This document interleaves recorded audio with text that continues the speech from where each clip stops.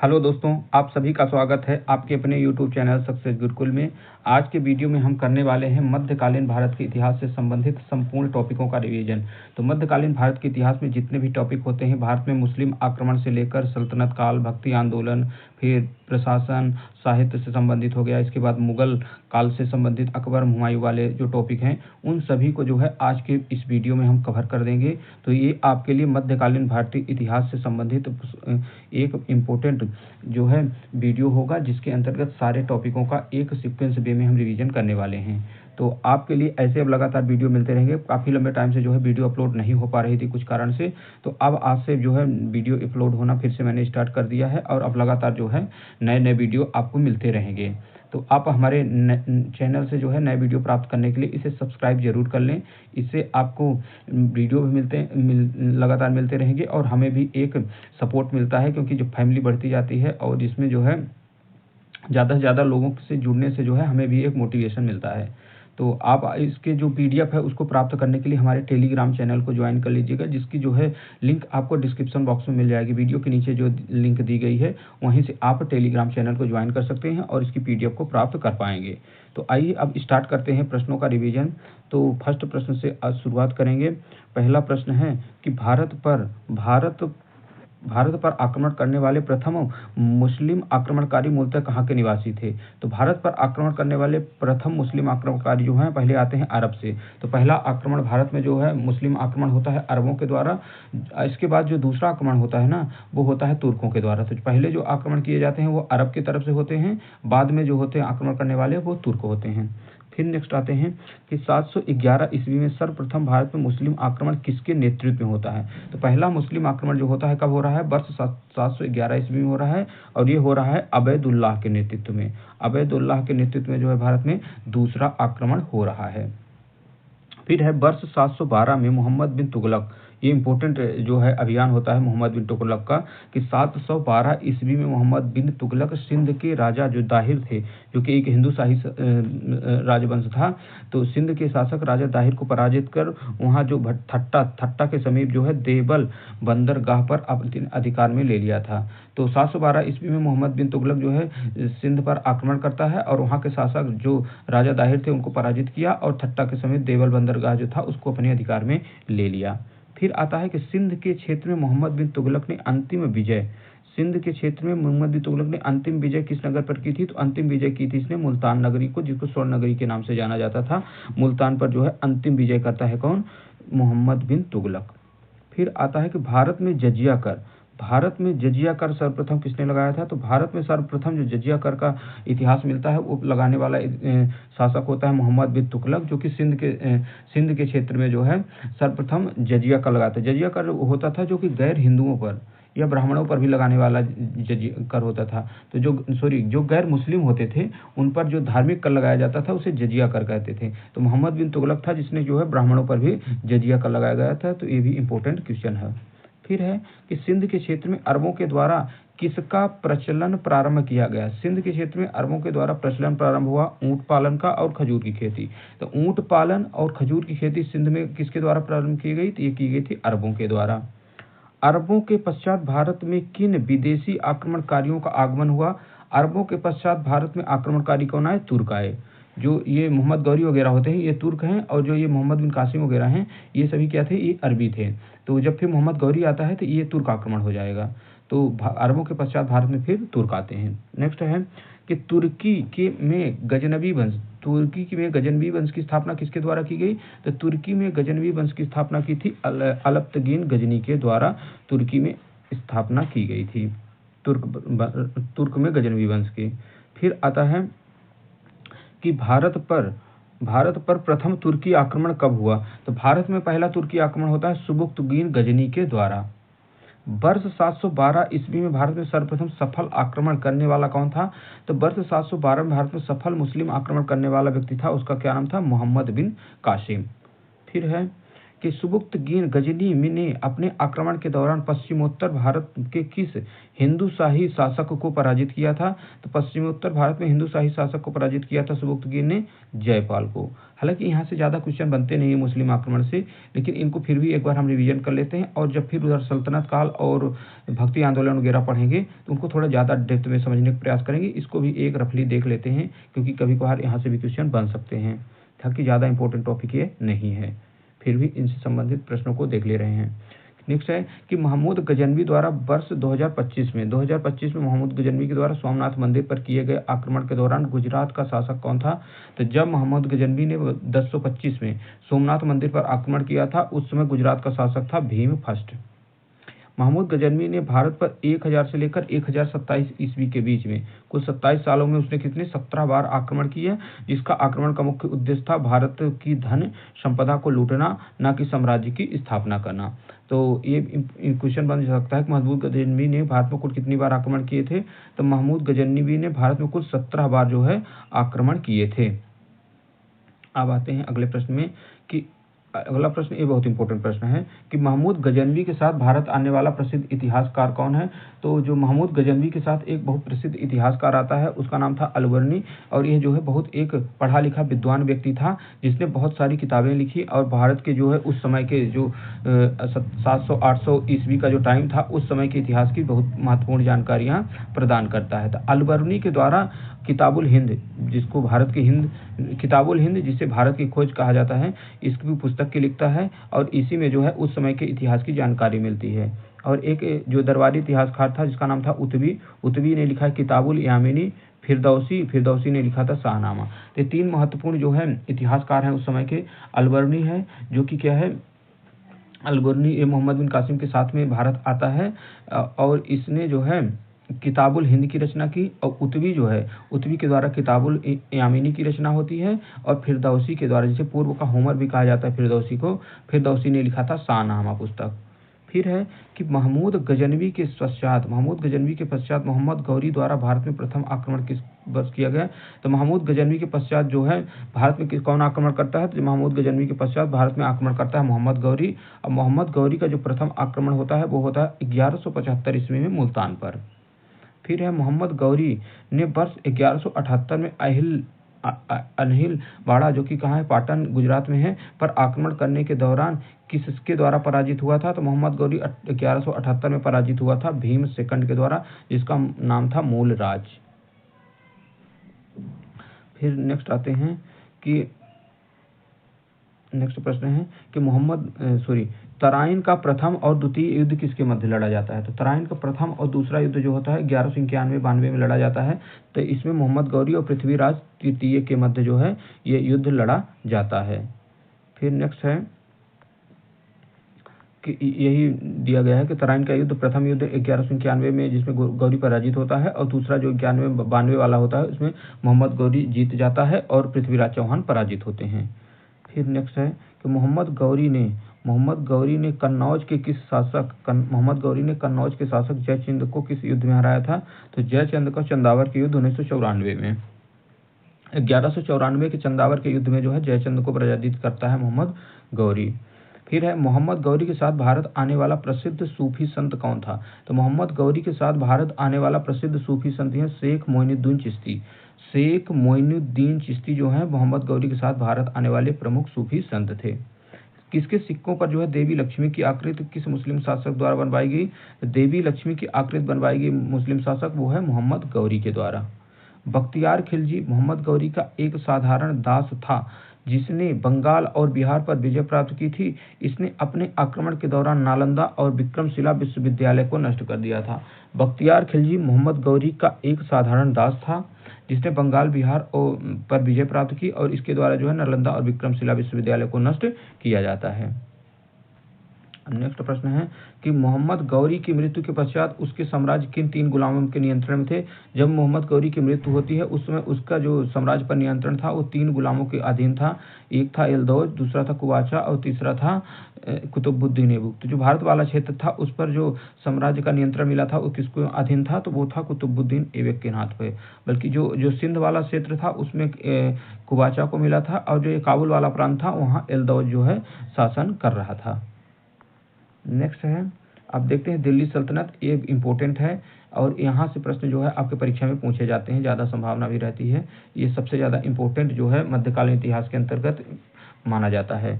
तो इसमें जो सल्तनत दिल्ली सल्तनत होती है ये 1200 ईस्वी से प्रारंभ होती है और 1200 ईस्वी से प्रारंभ होकर 1526 तक लगभग 300-325 साल का जो है इतिहास इसमें समाहित होता है, जिसमें जो है प्रमुख 5 वंश आते हैं। पहला वंश सबसे स्थापित होता है जो दिल्ली सल्तनत में, वो है गुलाम वंश। फिर आता है दूसरा खिलजी वंश, फिर तीसरा आता है तुगलक वंश, फिर चौथे में आता है सैयद वंश और पांचवा आता है लोधी वंश। तो एक क्रम आपको याद होना चाहिए, सबसे पहले गुलाम वंश आएगा, फिर गुलाम के बाद खिलजी आते हैं, खिलजी के बाद तुगलक वंश आते हैं, तुगलक के बाद सैयद और फिर लोधी आते हैं।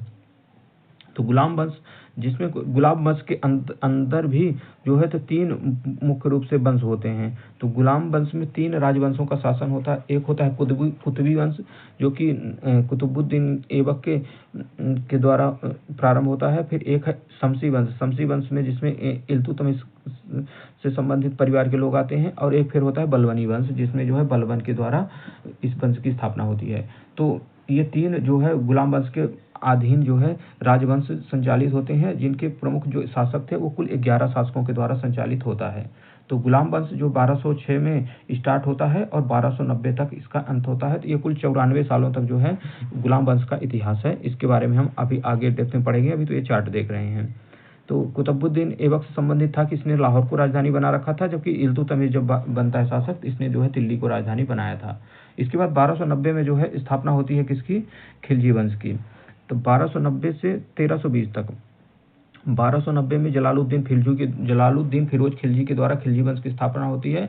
और खिलजी वंश में कुल 5 शासक होते हैं। पहला शासक होता है जलालुद्दीन खिलजी, फिर आता है सबसे इंपॉर्टेंट जो मध्यकालीन इतिहास का शासक है अलाउद्दीन खिलजी, इसके बाद शिहाबुद्दीन उमर, फिर कुतुबुद्दीन मुबारक खिलजी।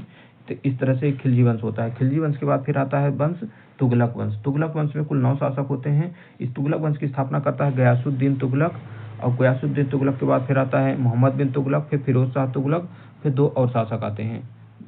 फिर है सैयद वंश। सैयद वंश में जो आता है इसकी स्थापना खिज्र खान के द्वारा होती है, और सैयद वंश की स्थापना जो है होती है 1414 ईस्वी में। और फिर है अंतिम में लोधी वंश। लोधी वंश की स्थापना किसके द्वारा होती है, बहलोल लोधी के द्वारा। इसमें जो एक आध दो इंपॉर्टेंट फैक्ट ये हैं कि सबसे ज़्यादा लंबे टाइम तक शासन करने वाला वंश कौन सा है, तो सबसे ज़्यादा लंबा टाइम जो शासन करता है वो करता है कौन, तुगलक वंश। तुगलक वंश जो होता है ये 1320 में प्रारंभ होता है, और 1320 से प्रारंभ होने के बाद जो है इसका कुछ शासन चलता है कब तक, 1394 तक। 1394 तक नहीं, इसके बाद भी चलता है, ये लगभग 1414 तक चलता है। 1320 से लेकर जो है 1414 ईस्वी तक जो है तुगलक वंश चलता है। कुल मिलाकर ये जो है 94 सालों तक रहता है, जो कि सबसे ज़्यादा शासन है। और सबसे कम देखा जाए तो खिलजी है, जो कि कितने सालों तक है, तो ये 30 सालों तक है।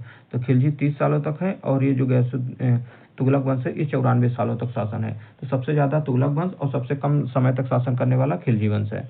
आइए अब आगे देखते हैं प्रश्नों से। यहाँ पर इंपॉर्टेंट फैक्ट दिया गया कि दिल्ली सल्तनत का वास्तविक संस्थापक कौन है। तो दिल्ली सल्तनत का वास्तविक संस्थापक देख लेते हैं। तो दिल्ली सल्तनत का वास्तविक संस्थापक इल्तुतमिश को जो है वास्तविक संस्थापक कहा जाता है, जिसका कार्यकाल था 1210 से लेकर 1236 ईस्वी तक।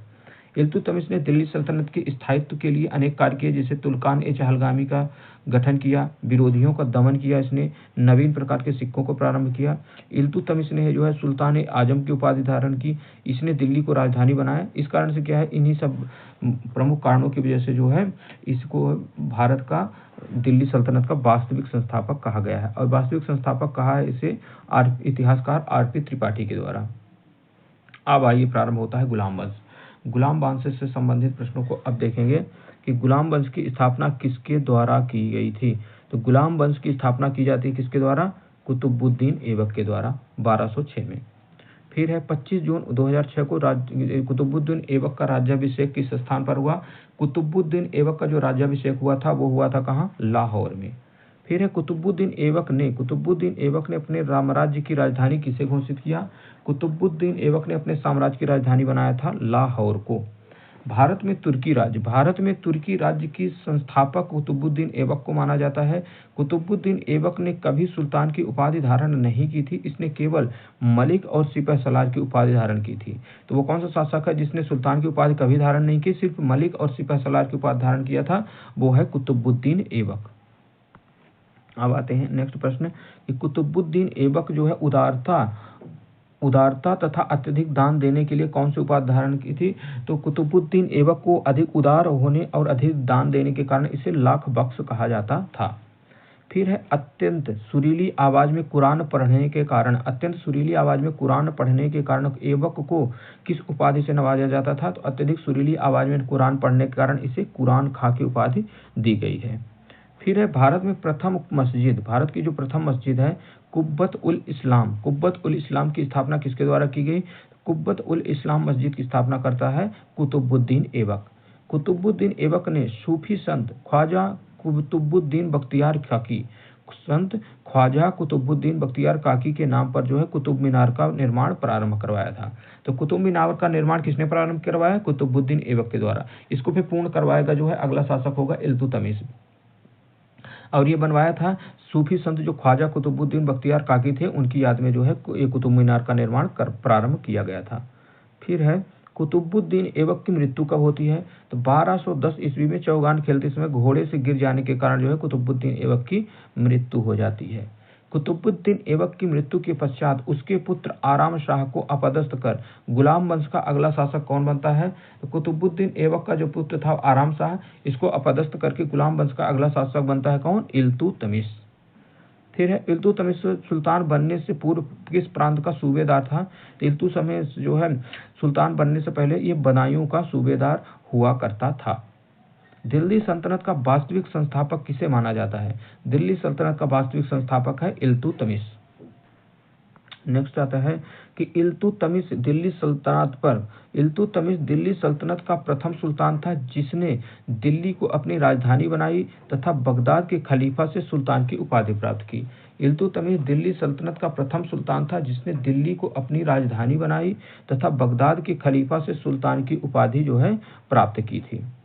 इल्तुतमिश ने 40 योग्य तुर्क गुलामों को मिलाकर किस दल का गठन किया? तो 40 योग्य तुर्क गुलामों को इल्तुतमिश ने मिलाकर एक दल गठित किया था जिसका नाम था 40वां दल तुर्कान-ए-चहलगामी। तो तुर्कान-ए-चहलगामी इंपॉर्टेंट है, किसने गठन किया? इल्तुतमिश के द्वारा किया गया। जबकि इसका तुर्कान-ए-चहलगामी का जो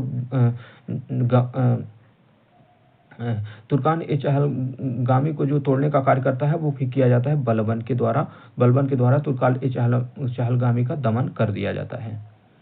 फिर आते हैं नेक्स्ट प्रश्न की ओर। नेक्स्ट प्रश्न है कि मंगोल आक्रमणकारी चंगेज खां भारत के उत्तर पश्चिम सीमा प्रांत में किसके शासनकाल में आया था? तो जिस समय दिल्ली में जो है इल्तुतमिश शासन कर रहा होता है उस समय एक मंगोल आक्रमणकारी हुआ करता था चंगेज खां, जो कि अब कहाँ उत्तर पश्चिम सीमा पर तक भारत में आया था, और इसके आक्रमण को जो है इल्तुतमिश ने बड़ी सूझबूझ के साथ विफल कर दिया था।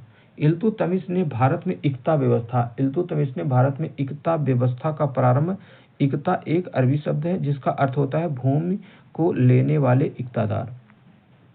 इकता व्यवस्था को भारत में किसने प्रारंभ किया? इल्तुतमिश। और इकता जो है एक अरबी शब्द है जिसका अर्थ होता है भूमि को लेने वाले को इकतादार कहते हैं। फिर है वर्ष 1236 में दिल्ली सल्तनत की गद्दी पर बैठने वाला प्रथम व अंतिम मुस्लिम महिला शासिका कौन है? तो 1236 में दिल्ली की सल्तनत पर गद्दी में बैठने वाली प्रथम और अंतिम मुस्लिम शासिका थी रजिया सुल्तान। आप तो जानते ही हैं इसको। फिर है कि रजिया के सुल्तान बनने के पश्चात गुलाम याकूत को किस पद पर नियुक्त किया गया था? तो गुलाम याकूत को नियुक्त किया गया था आमीर आखूर के पद पर। रजिया सुल्तान के विद्रोही अमीरों ने रजिया की हत्या करवाकर दिल्ली सल्तनत की गद्दी पर किसको बैठाया? तो रजिया सुल्तान के जो अमीर थे उन्होंने विद्रोह करके रजिया की हत्या करवा दी और बहराम शाह को जो है अगला शासक नियुक्त कर दिया। बहराम शाह का कार्यकाल में नायब ए मामलिकात पद का सृजन किया जाता है। जब जिस समय बहराम शाह जो है सुल्तान बनता है, उस समय नायब ए मामलिकात पद का सृजन होता है, जिसमें संपूर्ण अधिकार निहित होते थे। इस पद का सर्वप्रथम एतगीन को नियुक्त किया जाता है। तो नायब ए मामलिकात पद का सृजन किसके शासनकाल में हुआ? तो वो हुआ बहराम शाह के शासनकाल में, और सर्वप्रथम नायब ए मामलिकात के पद पर नियुक्त हुआ एतगीन को। फिर आता है दिल्ली सल्तनत के किस शासक ने बलबन को नायब ए मामलिकात पद पर पहुंचाया? तो दिल्ली का शासक जो बनता है नासिरुद्दीन महमूद, तो नासिरुद्दीन महमूद जो है बलबन को नायब ए मामलिकात के पद पर नियुक्त करता है। बलबन को उलूग खां की उपाधि किसने प्रदान की? बलबन को उलूग खां की उपाधि दी थी नासिरुद्दीन महमूद ने। दिल्ली का सुल्तान बनने के पश्चात तुर्कान ए चहलगामी को किसने समाप्त किया? तो तुर्कान ए चहलगामी को समाप्त कर देता है बलबन, जबकि इसको तुर्कान ए चहलगामी को बनाया किसने था? तो इल्तुतमिश ने बनाया था। फिर है अपने विरोधियों के प्रति कठोर लौह एवं रक्त की नीति का पालन किस सुल्तान ने किया? तो कठोर लौह एवं रक्त की नीति का पालन करने वाला सुल्तान था, वो था बलबन। फिर आता है बलबन प्रथम सुल्तान था जिसने राजत्व के सिद्धांत का प्रतिपादन, उसने राजत्व को नियामत ए खुदाई ईश्वर द्वारा प्रदत्त तथा राजा को जिल्ले इलाही ईश्वर की छाया कहा है। सिजदा और पैबोस प्रथा अपने दरबार में प्रारंभ करने वाला सुल्तान कौन था? बलबन। बलबन ने किस नाम से सैन्य विभाग की स्थापना की? दीवाने अर्ज। गुलाम वंश का अंतिम शासक कौन था? तो गुलाम वंश का जो अंतिम शासक होता है वो बलबन का एक बेटा होता है जिसका नाम था क्यूमर्स जो है गुलाम वंश का अंतिम शासक बनता है।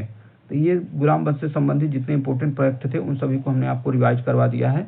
अब अगला आ जाता है खिलजी वंश। खिलजी वंश जो है 1290 से लेकर 1320 तक चलता है, और ये जो है सबसे छोटा राजवंश है। सबसे कम समय तक शासन करने वाला वंश जो है वो खिलजी वंश ही है। अब फर्स्ट प्रश्न है खिलजी वंश से कि गुलाम वंश के पश्चात 1290 में खिलजी वंश की स्थापना किसके द्वारा की गई? तो खिलजी वंश की स्थापना होती है जलालुद्दीन फिरोज खिलजी के द्वारा। लौह एवं रक्त की नीति का त्याग कर शासन में उदार नीति का अनुसरण करने वाला दिल्ली का प्रथम सुल्तान। तो रक्त एवं लौह की नीति को त्याग किया गया और उदार नीति को अपनाया गया, तो ये करने वाला प्रथम दिल्ली का सुल्तान था जलालुद्दीन फिरोज शाह खिलजी। वर्ष 1296 में कड़ा मानिकपुर में जलालुद्दीन की हत्या किसने की? तो जलालुद्दीन की जो हत्या की थी उसके भतीजे के द्वारा की जाती है जिसका नाम था अलाउद्दीन खिलजी। तो अलाउद्दीन खिलजी के द्वारा जो है जलालुद्दीन की हत्या 1296 में कड़ा मानिकपुर के पास में कर दी जाती है। अलाउद्दीन खिलजी का बचपन का नाम क्या था? अलाउद्दीन खिलजी के बचपन का नाम है अली गुरशाप। अब आते हैं कि जलालुद्दीन की हत्या के पश्चात अलाउद्दीन खिलजी ने अपना राज्याभिषेक कहाँ करवाया था? तो जलालुद्दीन की जब हत्या कर दी जाती है अलाउद्दीन के द्वारा, तो इसने अपना राज्याभिषेक करवाता है बलबन के लाल महल में। फिर है कि अलाउद्दीन एक साम्राज्यवादी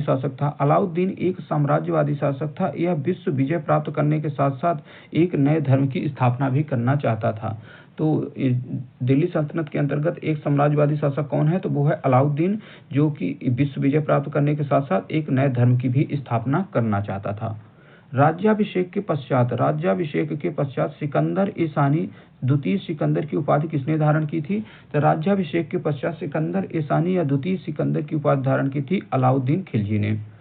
सुल्तान बनने के पश्चात अलाउद्दीन ने प्रथम आक्रमण किस संकल्प पर किया?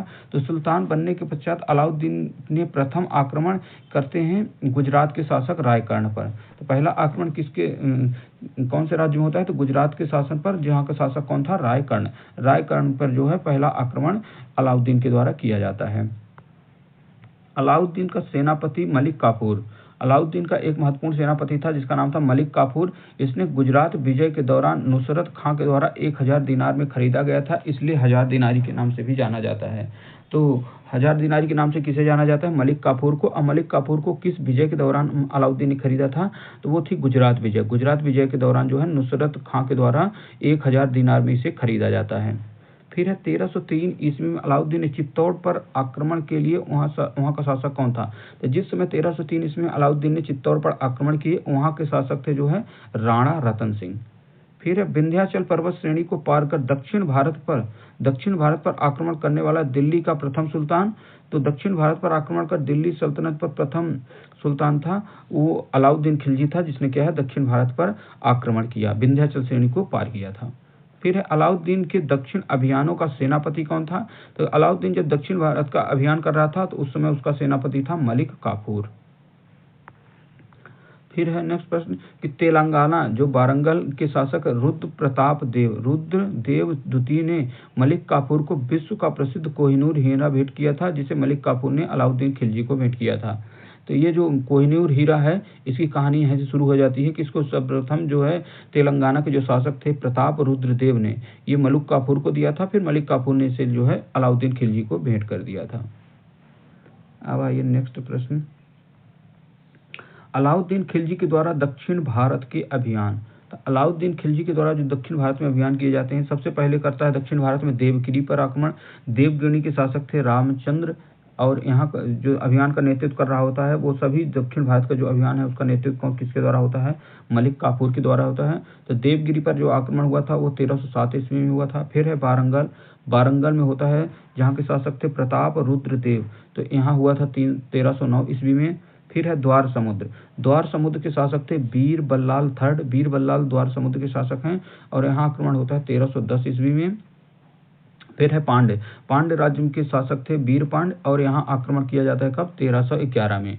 तो 1307, 1309, 1310, 1311 ये जो है लगातार 1307 से लेकर 11 तक जो है दक्षिण भारत में अभियान किए गए अलाउद्दीन खिलजी के द्वारा। सभी अभियानों का नेतृत्व जो है मलिक काफूर के द्वारा किया गया। तो सबसे पहले राज्य कौन था? देवगिरी, फिर वारंगल, द्वार समुद्र, फिर पांड्य राज्य, एक क्रम से ही, जिससे महाराष्ट्र वाला क्षेत्र जो आता है देवगिरी, फिर उसके कर्नाटक वाले क्षेत्र में वारंगल, फिर जो तमिलनाडु क्षेत्र है और यहाँ तो कौन है? द्वार समुद्र और पांड्य है। नेक्स्ट है मलिक काफूर द्वारा सर्वप्रथम किस दक्षिण भारत राज्य पर आक्रमण किया गया? तो सर्वप्रथम आक्रमण कहाँ किया गया? देवगिरी में, जहाँ के शासक कौन थे? रामचंद्र देव थे। फिर है दिल्ली सल्तनत का वह कौन सुल्तान था जिसने नगद वेतन और स्थायी सेना रखी? तो सेना को नगद वेतन दिया और स्थायी सेना रखी, ऐसा काम करने वाला अलाउद्दीन खिलजी। फिर है अलाउद्दीन के द्वारा भ्रष्टाचार रोकने के लिए कौन सी योजना लाई गई? तो सेना में भ्रष्टाचार को रोकने के लिए घोड़ों को दागने की प्रथा तथा हुलिया प्रथा को प्रारंभ किया अलाउद्दीन ने। फिर है चराई कर और गृह कर, जिसको घरी चरी कर भी कहते हैं, लगाने वाला प्रथम सुल्तान कौन था? तो ये था अलाउद्दीन खिलजी। फिर है सर्वाधिक मंगोल आक्रमण किसके शासनकाल में हुए? सबसे ज्यादा भारत में मंगोल आक्रमण होते हैं अलाउद्दीन खिलजी के शासनकाल में। अब आते हैं दिल्ली सल्तनत का वह प्रथम सुल्तान कौन था जिसने स्वयं को घोषित किया? दिल्ली सल्तनत का वह प्रथम सुल्तान कौन था जिसने स्वयं को घोषित किया था? मुबारक शाह खिलजी। फिर है घोड़े के नाल के आकार की मेहराब का प्रयोग सर्वप्रथम कहाँ किया गया? तो घोड़े के नाल के आकार का मेहराब जो है सर्वप्रथम प्रयोग हुआ अलाई दरवाजा, दिल्ली में। अलाउद्दीन के द्वारा सैनिकों को सस्ते मूल्यों पर वस्तुओं को प्रदान करने के लिए बाजार नियंत्रण की नीति अपनाई गई। अलाउद्दीन के बाजार नियंत्रण के प्रमुख अधिकारियों के बारे में देख लेते हैं। तो विभाग जो बरीद ए मंडी का अधिकारी कौन होता था? बाजार निरीक्षक कौन है? बरीद ए मंडी। सहना ए मंडी जो होता था वो बाजार का अधीक्षक होता था। दीवान ए रियासत जो होता था वो बाजार का नियंत्रक होता था। और मुनहियान होते थे वो गुप्तचर होते थे। तो एक बार फिर से देख लेते हैं कि बरीद ए मंडी बाजार निरीक्षक, फिर सहना ए मंडी बाजार अधीक्षक, फिर दीवान ए रियासत बाजार नियंत्रक, और मुनहियान जो होते थे वो गुप्तचर हुआ करते थे, गुप्त जानकारियों का पता लगाने का कार्य करते थे। अब आ जाता है वंश। तुगलक वंश सबसे ज्यादा टाइम तक शासन करने वाला दिल्ली सल्तनत पर राजवंश है, जिसने जो है 1320 से लेकर 1414 ईस्वी तक कुल 94 सालों तक दिल्ली सल्तनत पर शासन किए हैं। तो आइए देखते हैं फर्स्ट प्रश्न इसमें कि 1320 ईस्वी में तुगलक वंश की स्थापना किसके द्वारा की गई? तो तुगलक वंश की स्थापना जो है की जाती है गयासुद्दीन तुगलक, जिसने गाजी मलिक की उपाधि धारण की थी। तो गयासुद्दीन तुगलक के द्वारा जो है तुगलक वंश की स्थापना। सल्तनत काल में नहरों का निर्माण तथा डाक व्यवस्था को आरंभ करने वाला सुल्तान, नहरों का निर्माण डाक व्यवस्था को प्रारंभ किया गयासुद्दीन तुगलक। सूफी संत और गयासुद्दीन तुगलक के संबंध अच्छे नहीं थे। सूफी संत के साथ गयासुद्दीन तुगलक के संबंध अच्छे नहीं थे निजामुद्दीन औलिया के साथ। बंगाल अभियान से लौटते समय गयासुद्दीन तुगलक ने आदेश दिया था कि उसके दिल्ली पहुंचने से पहले ही औलिया दिल्ली छोड़ दे। इसी संदर्भ में निजामुद्दीन औलिया ने सुल्तान के विषय में कहा था कि दिल्ली अभी दूर है, दिल्ली अभी जो है हनूज दिल्ली दूर है। निजामुद्दीन औलिया ने क्या कहा था सुल्तान को कि अभी दिल्ली दूर है। दिल्ली सल्तनत का सर्वाधिक विद्वान कौन सा सुल्तान था?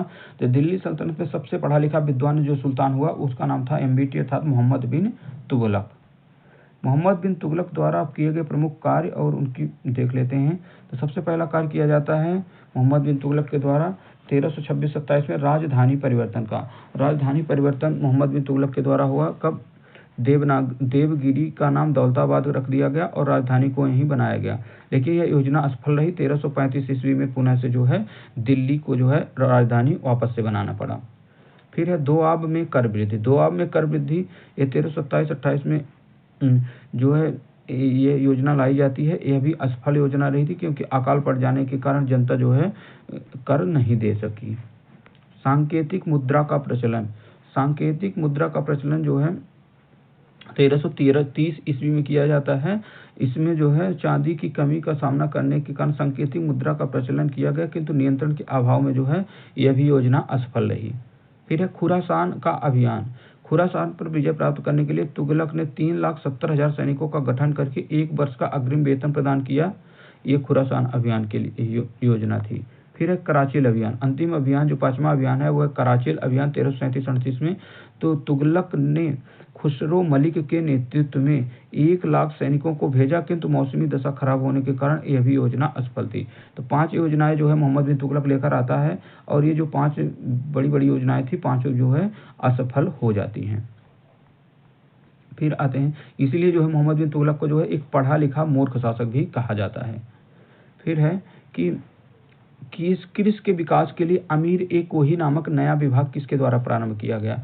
तो अमीर-ए-कोही जो एक कृषि विभाग है इसका प्रारंभ किया गया मोहम्मद बिन तुगलक के द्वारा। भारत में सर्वप्रथम सांकेतिक मुद्रा का प्रचलन किसके शासनकाल में हुआ? तो सांकेतिक मुद्रा जो टोकन करेंसी है वो चलाई गई मोहम्मद बिन तुगलक के द्वारा। मोरक्को का निवासी है इब्न बतूता किसके शासनकाल में भारत आया था? तो इब्न बतूता जो मोरक्को का निवासी है यह आता है 1333 ईस्वी में मोहम्मद बिन तुगलक के शासनकाल में। रेहला नामक पुस्तक के रचनाकार कौन है? तो यही जो मोरक्को का निवासी इब्न बतूता है, इसी भारत में आकर ये किताब लिखता है जिसका नाम था रेहला। फिर आते हैं मोहम्मद बिन तुगलक के काल में ही सल्तनत में विद्रोह का 1336 ईस्वी में हरिहर और बुक्का ने विजयनगर साम्राज्य की और 1347 ईस्वी में जो है हसन गंगू ने बरहमनी साम्राज्य की स्थापना की। तो मोहम्मद बिन तुगलक के शासनकाल में जो है विद्रोह होता है। 1336 ईस्वी में हरिहर बुक्का विजयनगर साम्राज्य की स्थापना कर लेते हैं और 1347 ईस्वी में जो है हसन गंगू के द्वारा बहमनी साम्राज्य की स्थापना की जाती है। फिर है होली के त्योहार के सार्वजनिक उत्सव में भाग लेने वाला दिल्ली का प्रथम सुल्तान। होली के त्योहार पर सार्वजनिक उत्सव में भाग लेने वाला दिल्ली का प्रथम सुल्तान कौन था? मोहम्मद बिन तुगलक। किस जैन संत के साथ मोहम्मद बिन तुगलक के संबंध घनिष्ठ थे? जैन संत जिनसे मोहम्मद बिन तुगलक के घनिष्ठ संबंध थे उनका नाम था जिन प्रभु सूरी। जिन प्रभु सूरी के साथ जो है मोहम्मद बिन तुगलक के घनिष्ठ संबंध थे। मोहम्मद बिन तुगलक की मृत्यु किस अभियान के दौरान होती है? 1351 ईस्वी में सिंध अभियान के दौरान जो है मोहम्मद बिन तुगलक की मृत्यु हो जाती है। सर्वप्रथम लोक निर्माण विभाग की स्थापना किसके द्वारा की गई? लोक निर्माण विभाग की स्थापना की गई फिरोज शाह तुगलक के द्वारा। दिल्ली टोपरा और दिल्ली मेरठ से अशोक स्तंभ को किस शासक के द्वारा दिल्ली लाया गया? तो ये टोपरा और मेरठ से 2 अशोक स्तंभों को लाने का कार्य किया गया फिरोज शाह तुगलक के द्वारा और टोपरा मेरठ से लेकर कहाँ? दिल्ली में रखे गए। फिर है सबसे अधिक गुलाम किस सुल्तान के दरबार में रहते थे? सबसे अधिक गुलाम जो है फिरोज शाह तुगलक के दरबार में हुए। फिर है ब्राह्मणों पर जजिया कर लगाने वाला प्रथम मुस्लिम शासक कौन था? तो दिल्ली सल्तनत का प्रथम मुस्लिम शासक जिसने ब्राह्मणों पर जजिया कर लगाया वो था फिरोज शाह तुगलक। फिर है हक ए सर्व नामक सिंचाई कर। हक ए सर्व नामक सिंचाई कर लगाने वाला दिल्ली का प्रथम सुल्तान हक ए सर्व नामक सिंचाई कर लगाया था फिरोज शाह तुगलक ने। तो हक ए सर्व क्या है? एक तरह का सिंचाई कर है। फिर है फिरोज शाह के शासनकाल में स्थापित प्रमुख विभाग। दीवान बंदगान जो है वो संबंधित है दासों की देख रेख के लिए। दीवान इस्तिहाक है जो है पेंशन देने के लिए। दीवान खैराज जो है वो असहाय लोगों की मदद के लिए प्रमुख विभाग स्थापित किया गया था। दिल्ली सल्तनत में तुगलक वंश का अंतिम शासक कौन था? दिल्ली सल्तनत के तुगलक वंश का अंतिम शासक है नासिरुद्दीन महमूद। अब आते हैं नेक्स्ट सैयद वंश और लोधी वंश के बारे में देखते हैं। सैयद वंश की स्थापना नेक्स्ट है कि 1414 ईस्वी में दौलत खां को पराजित कर खिज्र खान ने किस वंश की स्थापना की? तो खिज्र खान के द्वारा 1414 ईस्वी में दौलत खां को पराजित करने के बाद सैयद वंश की स्थापना की गई। रैयते आला की उपाधि धारण करने वाला सैयद वंश का शासक कौन था? रैयते आला की उपाधि धारण करने वाला सैयद वंश का शासक था खिज्र खान। दिल्ली सल्तनत में शासन करने वाला एकमात्र शिया कौन सा है? तो दिल्ली सल्तनत पर शासन करने वाला एक जो मुसलमानों की कैटेगरी होती है शिया सुन्नी, तो शिया जो शासक है वो कौन सा वंश है? वो है सैयद वंश। सैयद वंश का सबसे योग्य शासक जो था वो मुबारक शाह था। इसने तारीख-ए-मुबारक शाही के लेखक याहिया बिन सरहिंदी को संरक्षण प्रदान किया था। तो सैयद वंश का सबसे योग्य शासक मुबारक शाह है। इसने जो है याहिया बिन सरहिंदी को संरक्षण प्रदान किया था, जिन्होंने क्या है तारीख-ए-मुबारक शाही नामक ग्रंथ की रचना की है। दिल्ली सल्तनत में प्रथम अफगान राज्य की स्थापना लोधी वंश की स्थापना किसने की? तो बहलोल लोधी, जो कि क्या है एक प्रथम अफगान राज्य की स्थापना की जाती है और लोधी वंश की स्थापना जो है बहलोल लोधी के द्वारा की गई। लोधी वंश के प्रमुख शासक होते हैं, 3 प्रमुख शासक हैं, बहलोल लोधी, सिकंदर लोधी और इब्राहिम लोधी। तो बहलोल लोधी जो है इसका शासनकाल होता है 1451 से 89 के बीच में। फिर 1489 से 1517 तक सिकंदर लोधी और अंतिम 1517 से 1526 तक जो है इब्राहिम लोधी होता है। इसी के समय जो है बाबर का आक्रमण भारत में होता है। दिल्ली सल्तनत के सुल्तानों में किसने सर्वाधिक समय तक शासन किया? दिल्ली सल्तनत के शासकों में सबसे लंबा समय रहा बहलोल लोधी का, जिसने 38 वर्ष तक भारत में शासन किया है। किस सुल्तान के बारे में अब्दुल्लाह ने अपनी पुस्तक तारीख-ए-दाऊदी में लिखा है कि जब वह अपने सरदारों के साथ बैठता था वह कभी सिंहासन पर नहीं बैठता था। तो ऐसा शासक ये कौन सा है? बहलोल लोधी जो है ये क्या है अपने जब सरदारों के साथ बैठता था तो ये कभी सिंहासन पर नहीं बैठता था, उनके साथ जो है समकक्ष में बैठा करता था। फिर है किस सुल्तान ने आगरा नगर की स्थापना की? आगरा की स्थापना करने वाला शासक जो है वो है सिकंदर लोधी। सिकंदर लोधी के द्वारा है जो है आगरा नगर की स्थापना की गई थी।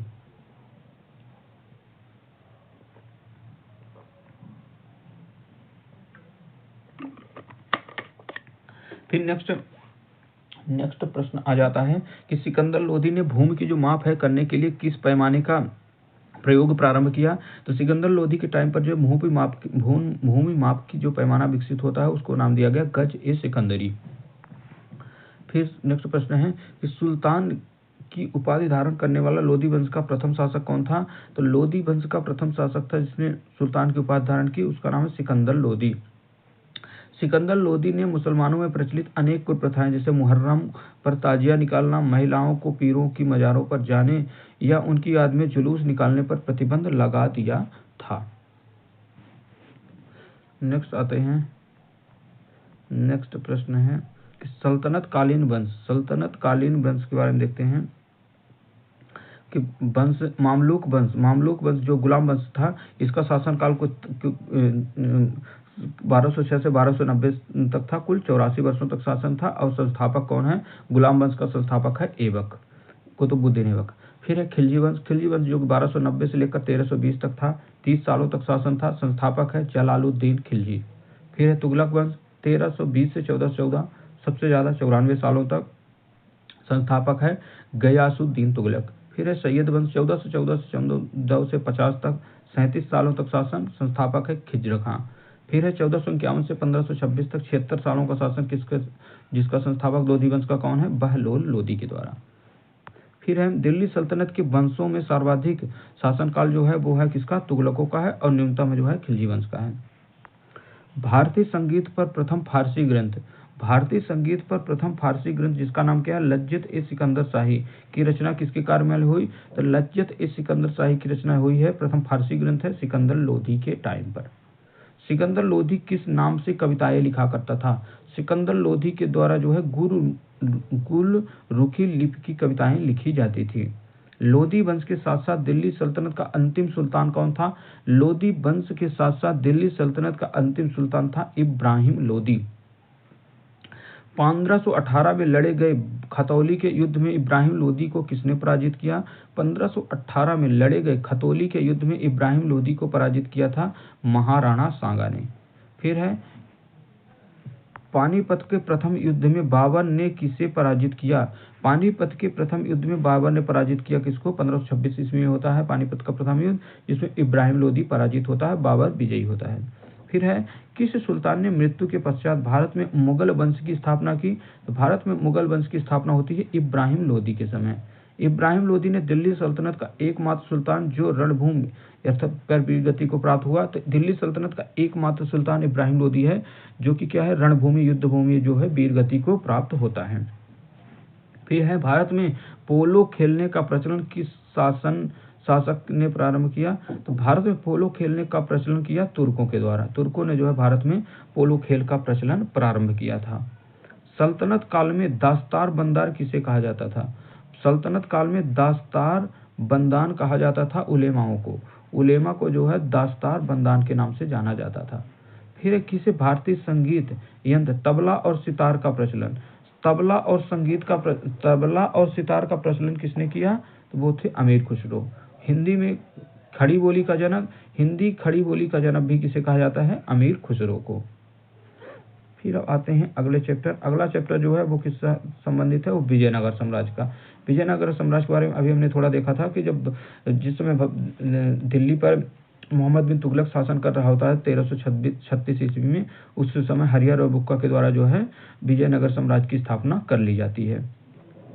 तो अब आइए इससे संबंधित प्रश्नों को देखेंगे कि विजयनगर साम्राज्य की स्थापना कब और किसके द्वारा की गई? विजयनगर साम्राज्य पर स्थापना की गई 1336 ईस्वी में हरिहर और बुक्का के द्वारा। फिर है विजयनगर के किस शासक ने चीन के सम्राट के पास अपना राजदूत भेजा था? तो विजयनगर का शासक था बुक्का फर्स्ट। बुक्का फर्स्ट ने जो है चीन के सम्राट के पास अपना एक राजदूत भेजा था। अभिलेखों में विजयनगर को किस शासक को पूर्वी, पश्चिमी और दक्षिणी सागरों का स्वामी कहा गया है? तो अभिलेखों में विजयनगर का शासक है बुक्का प्रथम। बुक्का प्रथम को जो है पूर्वी, पश्चिमी और दक्षिणी सागरों का स्वामी कहा गया है।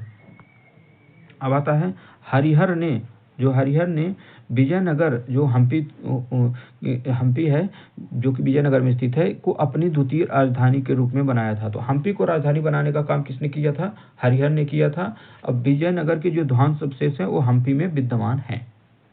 विजयनगर का पहला शासक कौन है जिसने बहमनियों से गोवा को छीना था? तो विजयनगर का पहला शासक है हरिहर सेकंड। हरिहर सेकंड के द्वारा जो है बहमनियों से गोवा को छीन लिया गया था। फिर है विजय विट्ठल मंदिर कहाँ अवस्थित है? प्रसिद्ध विजय विट्ठल मंदिर स्थित है हम्पी में। विजय विट्ठल मंदिर कहाँ स्थित है? हम्पी में। विजयनगर के राजा जो कृष्ण देव राय हैं ने गोलकुंडा का युद्ध में किसके साथ दिया था? तो विजयनगर के राजा कृष्ण देव राय ने गोलकुंडा के युद्ध में कुली कुतुब शाह का जो है साथ दिया था। अब यहाँ देख लेते हैं प्रमुख जो विजयनगर संग्राम में 4 वंश होते हैं। पहला वंश होता है संगम, फिर सालुब, तुलुब, फिर अराविडु। संगम, सालुब, तुलुब, अराविडु, ये चारों वंशों का क्रम होता है। तो सबसे पहले आता है संगम वंश। संगम वंश की स्थापना हरिहर फर्स्ट के द्वारा होती है और अंतिम शासक जो होता है इसका होता है विरूपाक्ष सेकंड होता है। और संगम वंश का शासन काल जो होता है 1336 से 1356 तक चलता है। फिर दूसरा राजवंश आ जाता है सालुब वंश। सालुब वंश के संस्थापक है सालुब नरसिंह।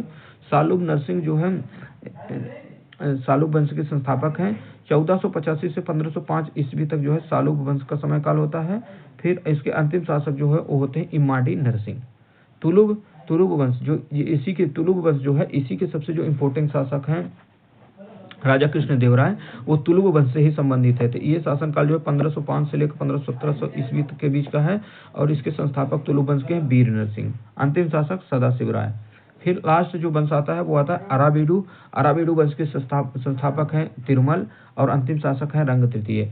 और अराविडु का जो शासनकाल है वो 1570 के बाद का समय है। अब आते हैं, देखते हैं अगले प्रश्न की ओर कि विजयनगर साम्राज्य की वित्तीय व्यवस्था। विजयनगर साम्राज्य की जो वित्तीय व्यवस्था है, इसकी मुख्य विशेषता क्या थी? विजयनगर साम्राज्य की वित्तीय व्यवस्था की मुख्य विशेषता था भू राजस्व। कृष्ण देवराय के दरबार में 8 तेलुगु कवियों को क्या कहा जाता था? कृष्ण देवराय के दरबार में 8 तेलुगु कवियों को कहा जाता था अष्टदिग्गज। फिर है कि तालीकोटा राक्षसी तांगड़ी का युद्ध किस वर्ष हुआ था? तालीकोटा अर्थात राक्षस तांगड़ी का जो युद्ध होता है, ये होता है 1565 ईस्वी में। इसी युद्ध के पास जो है विजयनगर का पतन हो गया था। अब आते हैं नेक्स्ट प्रश्न की ओर। विजयनगर साम्राज्य के राजवंश और उनसे आने वाले जो विजयनगर साम्राज्य में विदेशी यात्री हैं, उनका बारे में विवरण देख लेते हैं। तो सबसे पहले जो विदेशी यात्री आता है, उसका नाम था निकोलस कोंटी। तो पूछा जाता है प्रश्न कि निकोलस कोंटी किस देश का यात्री है? तो निकोलस कोंटी जो है इटली देश का यात्री है।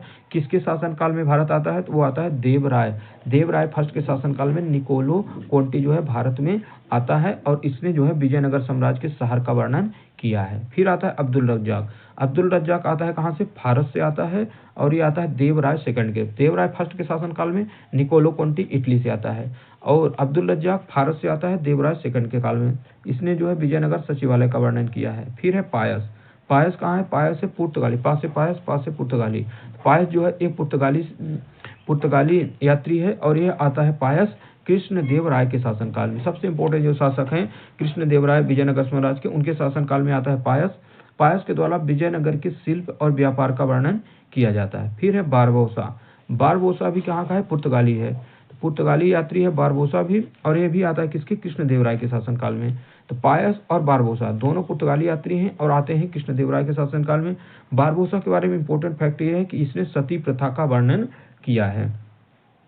सीजर फ्रेडरिक जो है ये भी पुर्तगाली यात्री हैं, और ये आता है सदाशिव राय। सीजर फ्रेडरिक पुर्तगाली यात्री सदाशिव राय के शासनकाल में आता है और विजयनगर का ही वर्णन करता है।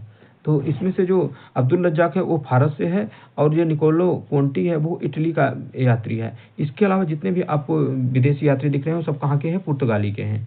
तो ये सभी इंपॉर्टेंट हैं। सबसे इंपॉर्टेंट है बारबोसा ने किसका वर्णन किया है? सती प्रथा का वर्णन किया है। अब पायस ने जो है शिल्प और व्यापार का वर्णन किया है, और दोनों किसके शासनकाल में आए थे? दोनों आए थे कृष्ण देव राय के शासनकाल में।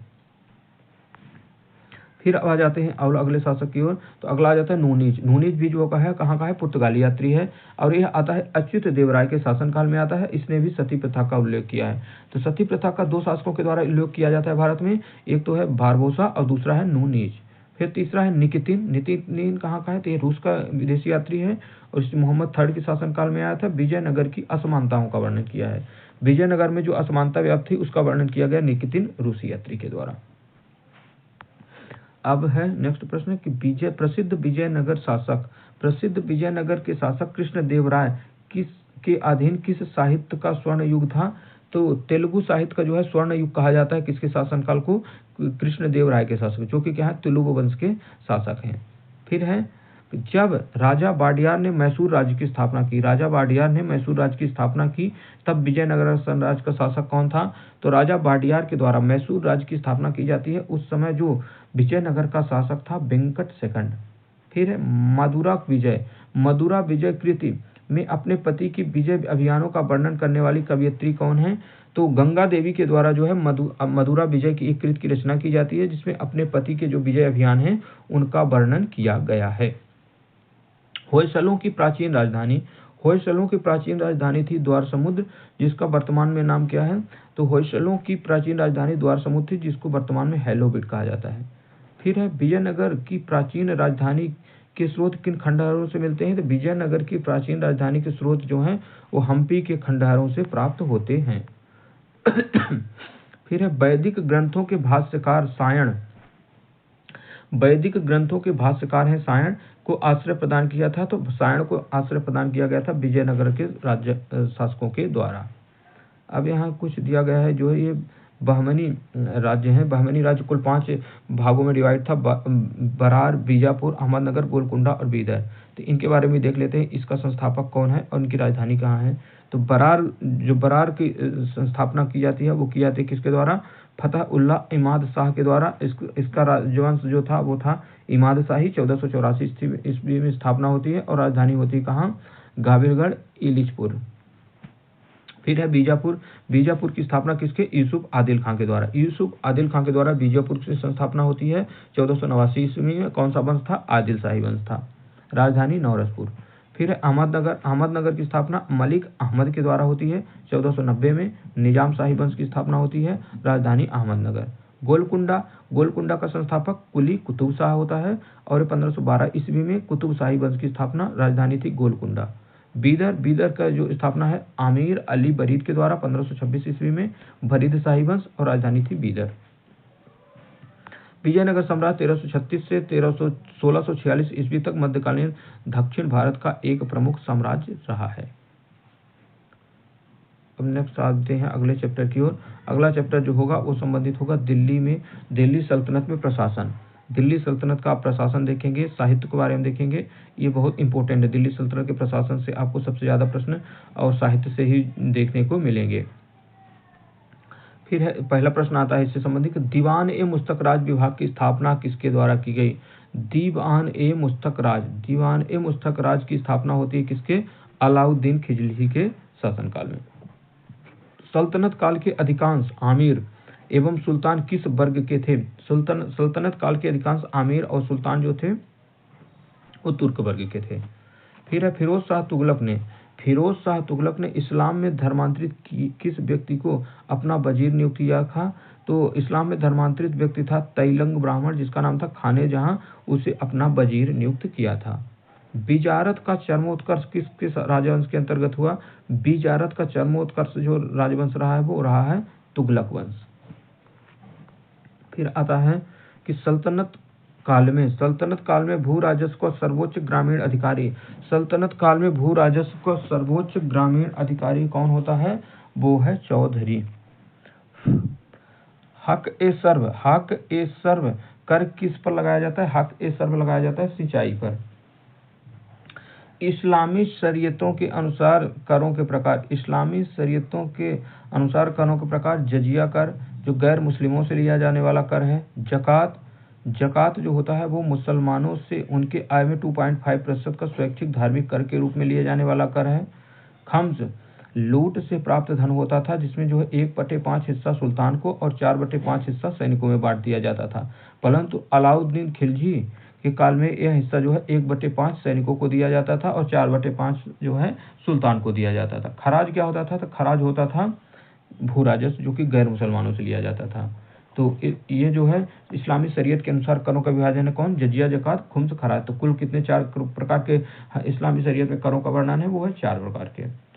फिर आते हैं अगले प्रश्न पर। सिक्कों पर बगदाद के अंतिम खलीफा का नाम सर्वप्रथम किस शासन के काल में अंकित हुआ?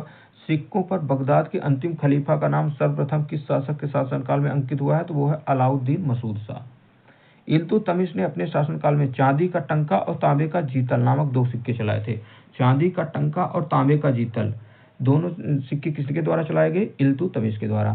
सल्तनत काल में जो फवाजिल का तात्पर्य क्या है?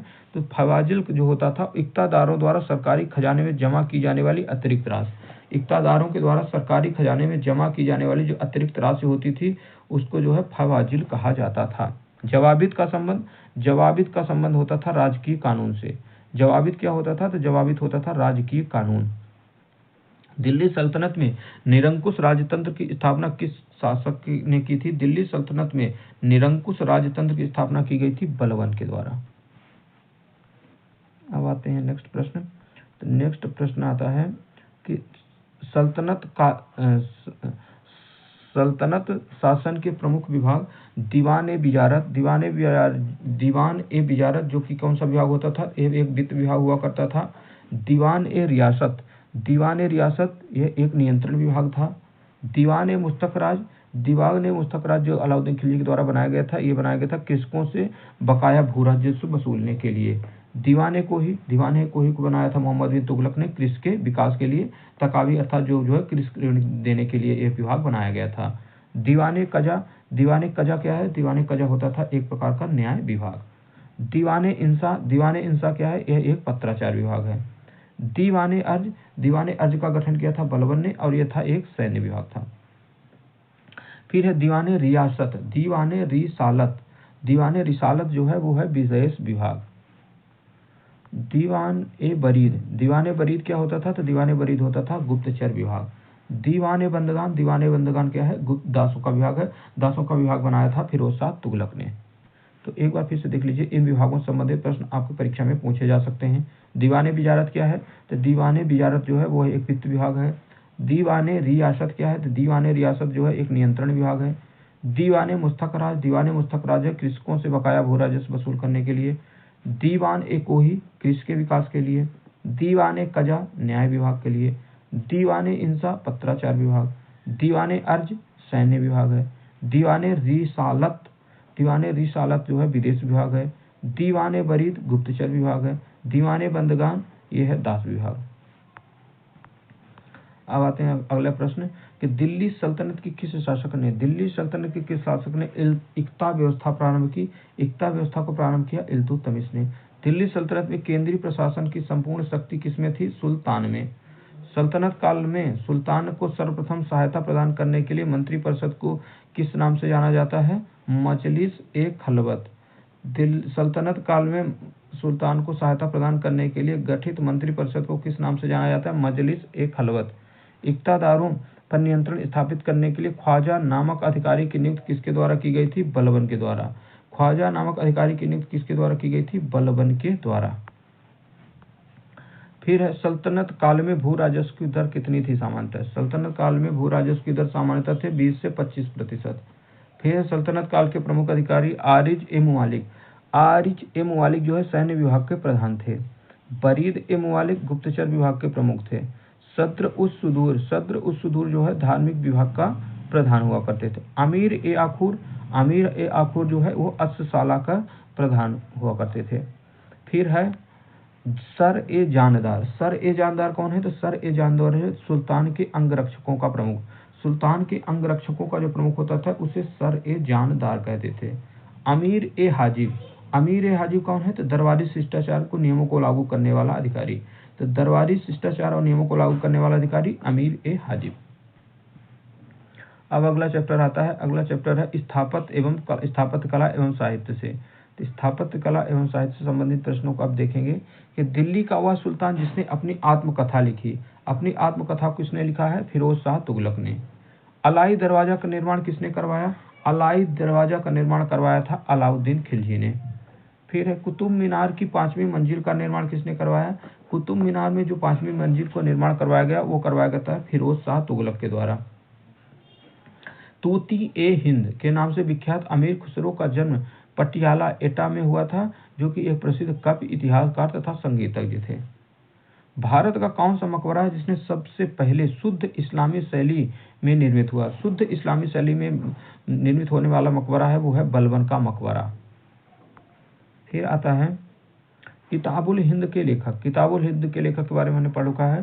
किताबुल हिंद की जिसने जो है महमूद गजनवी के समय भारत में आता है और इसमें तत्कालीन भारत के इतिहास की जानकारी प्रदान करता है अलू बरूनी। अमीर खुसरो किस भाषा के विकास के लिए अग्रणी भूमिका है? तो अमीर खुसरो ने अग्रणी भूमिका निभाई है खड़ी बोली के विकास में। प्रमुख इमारतें और उनके निर्माताओं के बारे में देखते हैं। कुतुब मीनार का निर्माता कौन है? तो कुतुब मीनार का निर्माता है कुतुबुद्दीन ऐबक। कुब्बत उल इस्लाम मस्जिद कुतुबुद्दीन ऐबक। 2.5 दिन का झोपड़ा कुतुबुद्दीन ऐबक के द्वारा। तो 3 निर्माण कार्य जो है कुतुबुद्दीन ऐबक के द्वारा करवाए गए। कुतुब मीनार, कुब्बत उल इस्लाम मस्जिद, 2.5 दिन का झोपड़ा। फिर आता है सुल्तानगढ़ी का मकबरा, इल्तुतमिश का मकबरा और हौज ए शमसी ईदगाह। इन तीनों का जो निर्माण है वो किसके द्वारा करवाया गया? तो वो करवाया गया इल्तुतमिश के द्वारा। सुल्तानगढ़ी जो उसका पुत्र था सुल्तान महमूद सुल्तान करके नाम था, तो उसके पुत्र की मृत्यु हो जाती है तो उसके नाम पर जो है इल्तुतमिश जो है सुल्तानगढ़ी का मकबरा बनवाता है। अपना खुद का भी मकबरा इसने बनवाया, इल्तुतमिश का मकबरा बनवाया और हौज ए शमसी जो है इसका निर्माण भी इल्तुतमिश के द्वारा करवाया गया। फिर है बलबन का मकबरा। बलबन के द्वारा ही करवाया जाता है। सीरी का किला, हौज ए अलाई, जमात खाना मस्जिद और हजार सितून महल ये किसके द्वारा करवाए गए? तो ये सभी के निर्माण होते हैं अलाउद्दीन खिलजी के द्वारा। अलाउद्दीन खिलजी के द्वारा जो है बहुत ज़्यादा निर्माण कार्य करवाए गए। सीरी का किला अलाउद्दीन खिलजी के द्वारा, हौज ए अलाई अलाउद्दीन खिलजी के द्वारा, जमात खाना मस्जिद अलाउद्दीन के द्वारा, हजार सुतून और अलाई दरवाज़ा। हजार सुतून और अलाई दरवाज़ा का निर्माण भी किसके द्वारा होता है? तो ये होता है अलाउद्दीन खिलजी के द्वारा। फिर है ऊखा मस्जिद। ऊखा मस्जिद किसके द्वारा? मुबारक शाह खिलजी के द्वारा। तुगलकाबाद का किला, तुगलकाबाद का किला बनवाया गयासुद्दीन तुगलक ने, और गयासुद्दीन तुगलक का मकबरा मोहम्मद बिन तुगलक के द्वारा। अब आते हैं अगले प्रश्न। यहाँ प्रमुख जो है ग्रंथ दिए गए हैं और उनके लेखकों के नाम। तो सबसे पहला ग्रंथ है संगीत राज। संगीत राज के लेखक राणा कुंभा हैं। रागमाला, रागमाला के लेखक पुंडरीक विट्ठल हैं। ताजुल मासिर, ताजुल मासिर वेरी इंपॉर्टेंट पुस्तक है दिल्ली सल्तनत के इतिहास से। तो ताजुल मासिर के लेखक हसन निजामी। तारीख ए दिल्ली, तारीख ए दिल्ली के लेखक खुसरो, तारीख ए दिल्ली के लेखक खुसरो के द्वारा। तारीख ए मोहम्मदी, तारीख ए मोहम्मदी को लिखा है मोहम्मद बिहमद खान के द्वारा। तारीख ए हिंद, तारीख ए हिंद अलबर्नी के द्वारा। तारीख ए मुबारक शाही याहिया बिन सरहिंदी अहमद सरहिंदी, याहिया बिन अहमद सरहिंदी वेरी इंपॉर्टेंट पुस्तक है तारीख ए मुबारक शाही। फिर है फतवा ए जहांदारी, फतवा ए जहांदारी लिखा है बर्नी ने। फतवा ए जहांदारी को किसने लिखा? जियाउद्दीन बर्नी ने। खजाइन फितूल, खजाइन फितूल ये भी इंपॉर्टेंट पुस्तक है अमीर खुसरो के द्वारा। तारीख ए फिरोज शाही शमस सिराज अफीक के द्वारा। तुगलकनामा, तुगलकनामा को लिखा है अमीर खुसरो ने। फुतुहात ए फिरोज शाही, ये जो है फिरोज शाह तुगलक के द्वारा लिखी गई आत्मकथा है फुतुहात ए फिरोज शाही। फिर है तारीख ए अमीनी, तारीख ए अमीनी को लिखा किसने? उतबू ने, जो कि महमूद गजनवी का जो है दरबारी इतिहासकार था। तबकात ए नासिरी, तबकात ए नासिरी को लिखा किसने? मिनहाज उस सिराज के द्वारा। मिनहाज उस सिराज ने लिखा है तबकार ए नासिरी। रहला, रहला के द्वारा क्या लिखा गया? रहला लिखी गई है इब्न बतूता के द्वारा। इब्न बतूता ने कौन सी पुस्तक लिखी है? रहला, जो कि मोरक्को का विदेशी यात्री है। तो एक बार फिर से इन पुस्तकों को देख लेते हैं। सभी ग्रंथ पुस्तक जो है इंपॉर्टेंट है, इनसे संबंधित लेखकों के नाम पूछे गए हैं। तो फर्स्ट है कि संगीत राज, संगीत राज के लेखक कौन है? राणा कुंभा हैं। फिर रागमाला, रागमाला के लेखक कौन है? पुंडरीक विट्ठल हैं। ताजुल मासिर, ताजुल मासिर के लेखक कौन हैं? ते हैं हसन निजामी। तारीख ए दिल्ली, तारीख ए दिल्ली के लेखक खुसरो हैं। फिर है तारीख ए मोहम्मदी, तारीख मोहम्मदी को लिखा है मोहम्मद बिहमद खान के द्वारा। फिर है तारीख ए हिंद, तारीख ए हिंद को लिखा किसने? अलबरूनी ने। तारीख ए फिरोज शाही, तारीख ए फिरोज शाही किसने लिखा है? याहिया बिन सरहिंदी के द्वारा। फिर है फतवा ए जहांदारी, फतवा ए जहांदारी को लिखने लेखक जियाउद्दीन बर्नी। खजाइन उल फुतूह अमीर खुसरो। तारीख ए फिरोज शाही शम्स ए सिराज अफीक के द्वारा जो है तारीख ए फिरोज शाही को लिखा गया है। तुगलकनामा, तुगलकनामा लिखा गया अमीर खुसरो के द्वारा। फुतुहात ए फिरोज शाही फिरोज शाह के द्वारा। तारीख ए अमीनी उतवी के द्वारा। तबकात ए नासिरी मिनहाज उस सिराज के द्वारा। रहला लिखी गई है इब्न बतूता के द्वारा। तो इस तरह से जितनी इंपॉर्टेंट पुस्तकें हैं आपके लिए बहुत इंपॉर्टेंट है, परीक्षा में कोई भी पूछी जा सकती है। किस पुस्तक में एक आदर्श मुसलमान शासक के गुणों का उल्लेख किया गया है? तो एक आदर्श मुसलमान शासक के गुणों का उल्लेख मिलता है फतवा ए जहांदारी के द्वारा। ये किसकी है? ये जियाउद्दीन बर्नी की पुस्तक है। फिर है दिल्ली के सुल्तानों में किस भाषा को संरक्षण प्रदान किया गया? दिल्ली के सुल्तानों ने फारसी भाषा को जो है संरक्षण प्रदान किया था। हिंदू मुस्लिम गान वाद्यों में सर्वश्रेष्ठ मिश्रण संगीत वाद्य यंत्र को माना जाता है सितार को। अमीर खुसरो एवं शेख निजामुद्दीन औलिया ने, अमीर खुसरो और शेख निजामुद्दीन औलिया ने दिल्ली के 7 सुल्तानों का जो है शासनकाल देखा था। नवीन फारसी काव्य शैली सबक ए हिंदी हिंदुस्तानी शैली का जन्मदाता किसे माना जाता है? तो सबक ए हिंदी अथवा हिंदुस्तानी शैली का जन्मदाता जो माना जाता है अमीर खुसरो को। संगीत यंत्र तबला का आविष्कार किसने किया? तबला का आविष्कार किया अमीर खुसरो ने। राजपूत शासक ने संगीत पर एक पुस्तक लिखी, वो लिखी थी किसने? राणा कुंभा के द्वारा। फिर एक इंपॉर्टेंट फैक्ट है, लाहौर पाकिस्तान में भारत में फारसी भाषा के प्रयोग व प्रसार के प्रथम केंद्र के रूप में जाना जाता है।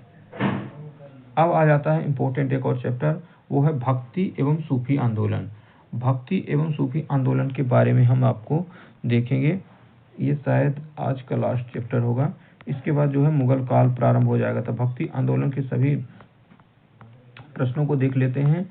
भक्ति आंदोलन के बाद जो है मुगल वंश प्रारंभ हो जाएगा, तो मुगल वंश को तो है कल देख लेंगे। आज देख लेते हैं कौन सा, देख लेते हैं भक्ति आंदोलन को। भक्ति आंदोलन से जो है प्रश्न बहुत पूछे जाने की प्रोबेबिलिटी रहती है। यहाँ से प्रश्न पहले भी परीक्षा में पूछे जा चुके हैं, तो इस चैप्टर को आप कभी स्किप मत करिए, क्योंकि भक्ति आंदोलन जो है आज के समय में वर्तमान टाइम में इससे संबंधित प्रश्न आपको बहुत ज़्यादा परीक्षाओं में देखने को मिल सकते हैं। तो इसमें जो भक्ति आंदोलन होता है इसमें दो भाग डिवाइड है, एक भक्ति है, दूसरा सूफी है। तो सूफी आंदोलन में जो ये मुस्लिम जो संत हुए इनके द्वारा जो आंदोलन चला उसे सूफी संप्रदाय के नाम से जाना जाता है, सूफी आंदोलन। और जो ये हिंदू संत होते हैं इनके द्वारा जो आंदोलन होता है उसको जो है भक्ति आंदोलन के नाम से जाना जाता है। तो सूफी संतों को उर्दू भाषा का प्रारंभ किया, सूफी संतों ने क्या है उर्दू भाषा का सर्वप्रथम प्रारंभ सूफी संप्रदाय के लोगों के द्वारा किया गया। तो इसमें जो है प्रमुख जो सिलसिले होते हैं 4 प्रमुख सिलसिले डिवाइड होते हैं। एक तो था चिश्ती सिलसिला, दूसरा है सोहरावर्दी सिलसिला, तीसरा कादरी सिलसिला और चौथा जो सिलसिला होता है वो नक्शबंदी सिलसिला होता है। तो भारत में संस्थापक जो चिश्ती सिलसिले के हैं वो कौन है, ख्वाजा माइनुद्दीन चिश्ती हैं। और सोहरावर्दी सिलसिले के हैं शिहाबुद्दीन सोहरावर्दी। कादरी सिलसिले के शेख अब्दुल कादिर जिलानी हैं और नक्शबंदी सिलसिले के बकी बिल्लाह बेरंग। तो अब आइए देखते हैं कि दक्षिण भारत और उत्तर भारत में होगी, इतने ज़्यादा इम्पोर्टेंट है नहीं, प्रश्नों को देख लेते हैं कि भक्ति आंदोलन का प्रारंभ भारत में किसके द्वारा होता है। तो भक्ति आंदोलन को जो सर्वप्रथम प्रारंभ होता है ये 6th-7th BC में ईस्वी में होता है। तो अलवर और नैनार संतों के द्वारा, 6वीं 7वीं शताब्दी ईस्वी में जो है ये भक्ति आंदोलन प्रारंभ होता है। कबीर किसके शिष्य हैं, तो कबीर जो है वो संत रामानंद के शिष्य हैं। बुद्ध और मीराबाई के जीवन दर्शन का मुख्य समानता यह है कि यह दोनों का मानना है कि संसार दुखों पूर्ण है। रामानुज के अनुयायियों को क्या कहा जाता है, रामानुज के अनुयायियों को कहा जाता है वैष्णव। कबीर एवं धर्मदास के मध्य संवादों का संकलन शीर्षक क्या था, तो कबीर और धर्मदास के मध्य जो संवादों का संकलन हुआ तो उसका शीर्षक था अमर मूल। नेक्स्ट प्रश्न है सिलसिला और उनके संस्थापक के बारे में देख लेते हैं। तो चिश्ती सिलसिले के संस्थापक मोइनुद्दीन चिश्ती, सोहरावर्दी के ते हैं बहाउद्दीन जकरिया, फिर कादरी सिलसिले के शेख अब्दुल कादिर जिलानी, सत्तारी सिलसिला के अब्दुल सत्तारी, फिरदौसी शेख बहारुद्दीन, नक्शबंदी सिलसिले के हैं बाकी बिल्ला। रामानुजाचार्य ने किस दर्शन का प्रतिपादन किया था, रामानुजन के द्वारा किस दर्शन का प्रतिपादन हुआ जिसमें ज्ञान से अधिक भक्ति को महत्वपूर्ण बताया गया। तो रामानुजन का जो दर्शन है वो है विशिष्ट द्वैतवाद। कोई व्यक्ति किसी व्यक्ति से उसका धर्म संप्रदाय या जाति न पूछे, यह किसका कथन है, तो कोई व्यक्ति किसी व्यक्ति से उसका धर्म संप्रदाय या जाति न पूछे, यह कथन है संत रामानंद जी का। कामरूप जो कि कहाँ है, असम में है, इसको वैष्णव धर्म को लोकप्रिय किसने बनाया, तो कामरूप असम में वैष्णव धर्म को लोकप्रिय बनाए थे शंकर देव के द्वारा। शुद्ध अद्वैतवाद का प्रतिपादक किसके कहा जाता है, शुद्ध अद्वैतवाद का प्रतिपादन किया वल्लभाचार्य ने। भारत में भक्ति आंदोलन का जो पुनर्जन्म होता है वो होता है पहले 6वीं-7वीं शताब्दी में, ये अलवर और नैरार संतों के द्वारा किया गया। इसके बाद 15वीं-16वीं शताब्दी में जो है भक्ति आंदोलन का सूत्रपात होता है। तो किसे भक्ति संत ने स्वयं को संदेश के प्रचार हेतु तो सर्वप्रथम हिंदी भाषा का प्रयोग किया, तो सर्वप्रथम हिंदी का प्रयोग किया था रामानंद जी के द्वारा। बीजक के रचयिता कौन है, बीजक के रचयिता है कबीर जी। संपूर्ण भारत में भगवान शिव की प्रतिष्ठा को ज्योतिर्लिंग स्थापित किए, तो ज्योतिर्लिंगों की स्थापना की गई कुल कितने, 12। नेक्स्ट है कि गुरु नानक का जन्म कहाँ हुआ था, गुरु नानक जी का जन्म हुआ था ननकाना साहिब तलवंडी पाकिस्तान में। फिर है उपाधियां और सूफी संत के बारे में देख लेते हैं। तो चिराग ए देहलवी जो हैं इनको शेख नासुरुद्दीन महमूद की उपाधि है। महमूद ए इलाही की उपाधि जो है ये शेख निजामुद्दीन औलिया की है। मुदजिद जो है ये अहमद सरहिंदी की है। बंदानबाज ये है मोहम्मद गेसूर राज की। अब देखते हैं भारत में उत्तर भारत में भक्ति आंदोलन की त्रिमूर्ति किसे कहा जाता है? तो उत्तर भारत में भक्ति आंदोलन की त्रिमूर्ति के नाम से जाने जाते हैं कौन? गुरु नानक, कबीर और रैदास। गुरु नानक, कबीर और रैदास को जो है उत्तर भारत में त्रिमूर्ति के नाम से जाना जाता है। फिर है महाराष्ट्र के भक्ति संतों का कालक्रम। महाराष्ट्र के भक्ति संतों का कालक्रम जो है इसको देख लेते हैं। तो महाराष्ट्र के जो संत हुए हैं उनमें सबसे प्रथम आ जाते हैं नामदेव। नामदेव के बाद आ जाते हैं ज्ञानदेव। ज्ञानदेव के बाद हैं एकनाथ, तुकाराम और रामदास। तो ये जो है महाराष्ट्र के संत हैं। सबसे पहले हैं नामदेव, फिर ज्ञानदेव, एकनाथ, फिर एकनाथ के बाद जो है तुकाराम है और फिर रामदास है।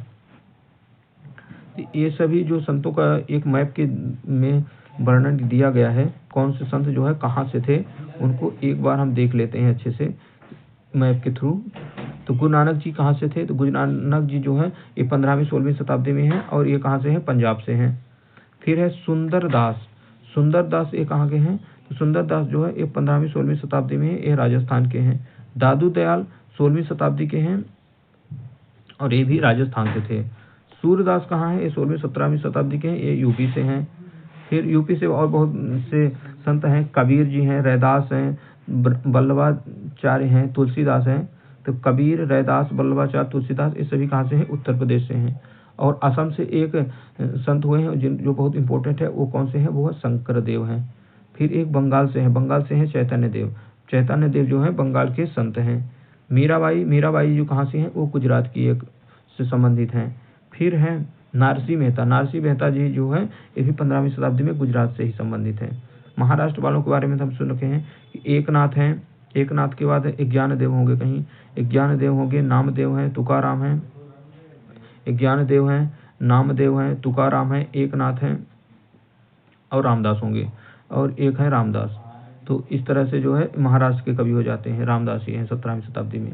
फिर है बसवन्ना, ये जो कहाँ के हैं? तो ये रामानुजाचार्य और पुरंदरदास ये सभी कहाँ से हैं? ये सभी लोग जो है आंध्र प्रदेश से हैं। फिर माधवाचार्य जो है ये भी कहाँ से हैं? तो ये कर्नाटक से हैं। फिर नेक्स्ट आते हैं इधर निम्बकाचार्य तमिलनाडु से हैं। और इसके अलावा जो ये मणिक कक्कवाचार्य हैं और शंकराचार्य हैं, ये केरल से। शंकराचार्य इंपॉर्टेंट है, शंकराचार्य का संबंध कहाँ से है? तो ये केरल से हैं। ये नम्मालवार भी जो है 9वीं शताब्दी के हैं और ये भी केरल से हैं। अभी हम देख लेते हैं इन सभी के जो है जो मत उनका प्रवर्तक कौन कौन से। अद्वैतवाद का प्रतिपादन किसने किया था? अद्वैतवाद जो है इसके प्रवर्तक हैं शंकराचार्य जी हैं। विशिष्ट अद्वैतवाद के प्रवर्तक हैं रामानुजाचार्य। द्वैताद्वैतवाद के हैं निम्बिकाचार्य। इंपॉर्टेंट है, ये परीक्षा में पूछे जा सकते हैं। शुद्ध द्वैताद्वैतवाद के हैं बल्लभाचार्य। फिर द्वैतवाद के हैं माधवाचार्य। भेदाभेदावाद के हैं भास्कराचार्य। शैव विशिष्ट द्वैत के हैं श्रीकंठ। अचिंत भेदाभेदवाद के हैं बलदेव। वीर शैव विशिष्ट द्वैतवाद के श्रीपति हैं। अविभाग द्वैत के हैं, इनका नाम है विज्ञान भिक्षु। और भी संत और उनके संप्रदायों के बारे में देख लेते हैं। तो रामानुजाचार्य की जो संप्रदाय है, रामानुजाचार्य का संप्रदाय कौन सा है? श्री संप्रदाय है। माधवाचार्य जी का संप्रदाय ब्राह्मण संप्रदाय। बल्लभाचार्य का संप्रदाय है रुद्र संप्रदाय। संत लालदास का संप्रदाय लाल पंथ। गोविंद प्रभु का महानुभाव पंथ है। एकनाथ का बरकरी संप्रदाय है। एकनाथ, तुकाराम और ज्ञानदेव ये कहाँ है? बरकरी संप्रदाय से हैं। और रामदास बोध जो है वो धरकरी संप्रदाय से हैं।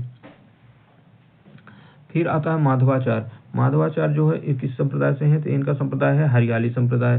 शंकरदेव का है महापुरुषी संप्रदाय। निम्बिकाचार्य का है सनक संप्रदाय। स्वामी हरिदास का है सुखी संप्रदाय। जगजीवन साहब का है सतनामी संप्रदाय।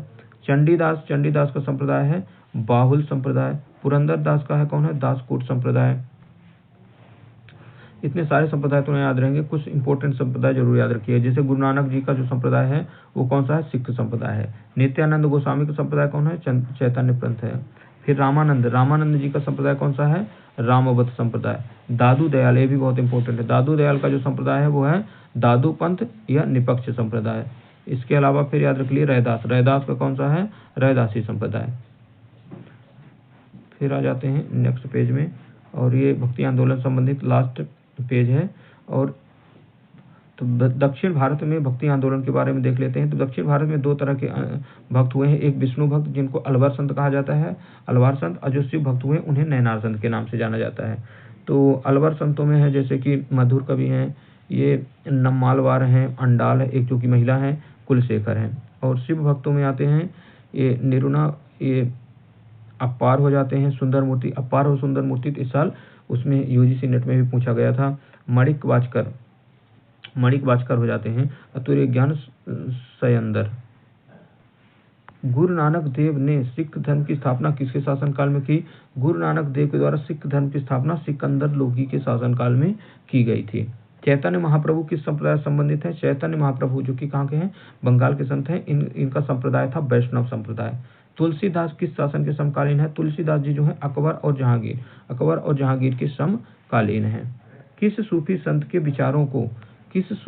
के विचारों को आदि ग्रंथ में संकलित किया गया है? तो वो है फरीदुद्दीन गज-ए-शंकर। इनके जो विचार हैं वो आदि ग्रंथ में संकलित किए गए हैं। मध्यकालीन भारत में संत रामानंद का जन्म 1299 में प्रयाग में हुआ था।